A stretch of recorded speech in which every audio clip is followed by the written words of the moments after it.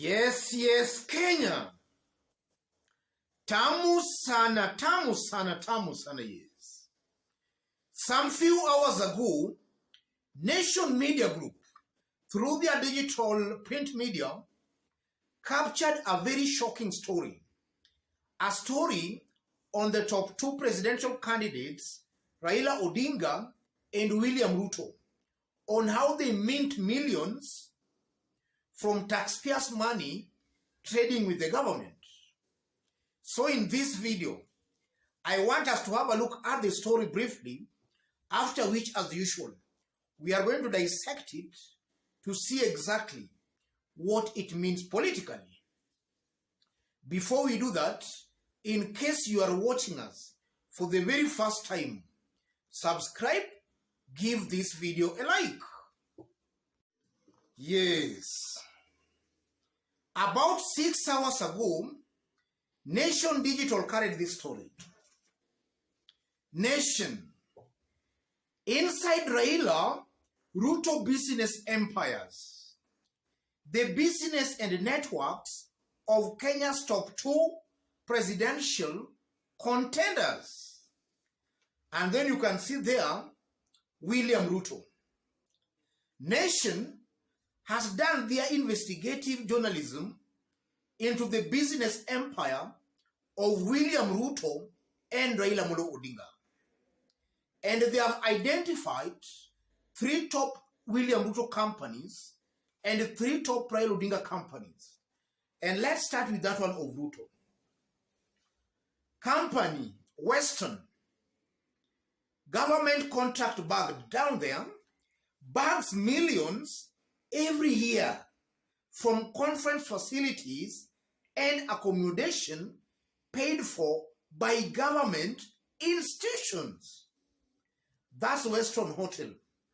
Every year, Western is giving William Ruto millions from the government, taxpayers' money.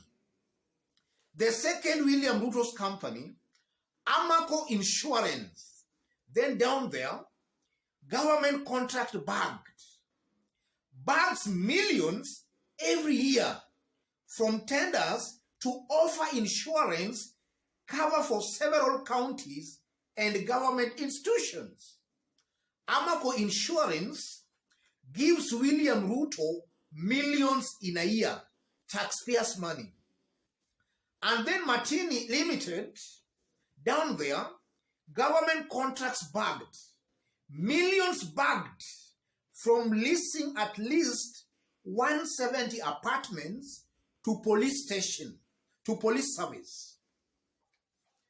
Those are William Ruto's top 3 companies that Nation was able to establish are doing business with government. And from those 3 companies, you are seeing William Ruto is getting billions. Billions in a year, taxpayers' money. Let's go to Raila Odinga. Raila Odinga. Nation has also listed 3 companies of Raila Odinga. BE Energy Limited, government contract bagged, non-traced. Let's go to the second company. Spectre International Limited, government contract bagged, non-traced. Let's go to the third company. East Africa Spectre, government contract bagged, non-traced. That's Nation about 6 hours ago. And the Nation is just exposing to Kenyans how these top 2 candidates make their money, especially trading with the government. So in this video, I want us to talk and to dissect that. That's what I want us to talk about in this video right now. Yes. Some few days ago, during the deputy presidential debate, William Ruto's running mate, Rigathi Gachagua, was asked a simple question. What's a state capture? According to Rigath's own understanding and definition, state capture was when government officials and employees compete with ordinary Kenyans for scarce resources or available opportunities. That's what Rigathi Gachagua was, that's the point Rigathi Gachagua was trying to bring in home. Though later Martha Karua just clarified to him what state capture really is. And let's go that that's what Rigathi Gachagua meant by state capture. Isn't William Ruto actually the architect of state capture upon millions of Kenyans? And is that not conflict of interest in that a whole deputy president is actually minting millions of taxpayers' money through those tenders?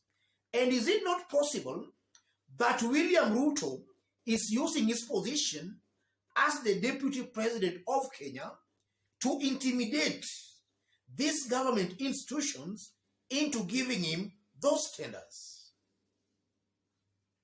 Yes. If you look at Raila Odinga, we have been hearing some allegations that Raila is making money in government. But even if Raila was to trade with government, there is no problem in that. Raila is not in government. He is not an employee or a state officer. So the law allows Raila Odinga to trade with government, but not William Ruto. But nonetheless, you can see clearly that from nation's own independent investigation, they just established that William Ruto is minting millions from Kenyans' taxpayers' money.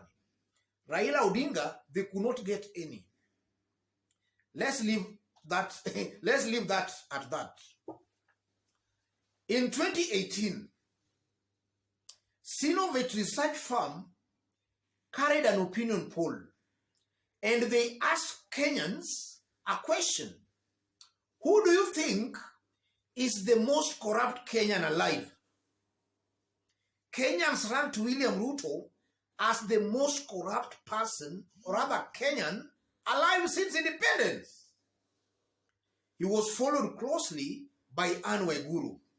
That was in 2018.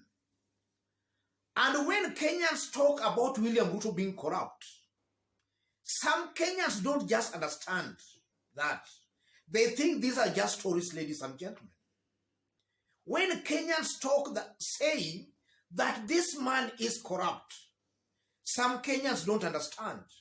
They think those are just cook stories. When you see all top leaders in Kenya saying that yule jamaa ni mwizi, yule jamaa ni mfisadi, I've always maintained that this political elite class, they know one another. It's like a club. They know one another. In a club, you tend to know the behavior of maybe one of your members. Huyu ni wakukasirika raka, huyu ni mwizi, huyu anakuanga anapenda wanawake, huyu anakuanga hivi. In a club, largely, you tend to know the behavior of your fellow club members. The political class, the elite class, they are all in agreement that this club member, this member of theirs, yes, they know him, is not a good person. These are not just stories, ladies and gentlemen. From all indications, intent and purposes, William Ruto is guilty as charged. This is a very corrupt leader, a very corrupt politician. I'm saying that with a lot of confidence. I'm not trying to beat about the bush. This is a corrupt person who, if the law was to be followed to the letter, this is a man not worth even contesting for any elective seat. He's not worth. He does not just meet leadership and integrity. Chapter 6 of our constitution in Kenya, he does not meet that threshold. Let's put that aside. William Ruto's own character as a person is also questionable. He is seen as being very tribalistic and is also seen as a warmonger. In 2013, William Ruto had the privilege of nominating about half of the government. What did William Ruto do? He only nominated people from his Kalenjin ethnic community. I'm talking facts here. These are things in public domain. I'm not trying to take sides. I'm saying the truth as it is. Ruto only nominated people largely from his Kalenjin ethnic community. Look at the promises William Ruto has been giving. He keeps on flip-flopping. Today he's saying this, tomorrow he's saying completely a different thing. Look at the case of Naivasha dry port. It's William Ruto himself who was pushing for Naivasha dry port. What is he now saying today? Or is Raila and Uhuru who took the port to Naivasha? Is that person worth being elected the president of this great country, Kenya? Yes. Honestly, Ruto does not qualify. Otherwise, ladies and gentlemen, that's an expose by nation. And maybe you can check it and you'll just see exactly what I've explained there. Ruto is not fit to hold any public office. He is milking Kenyans dry. That's exactly who William Ruto is. And even if he was to win the presidency, he'll just continue with that. He'll not change.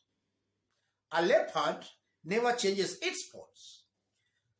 In case you are watching us for the very first time, but so far you have not yet subscribed, kindly subscribe, give this video a like.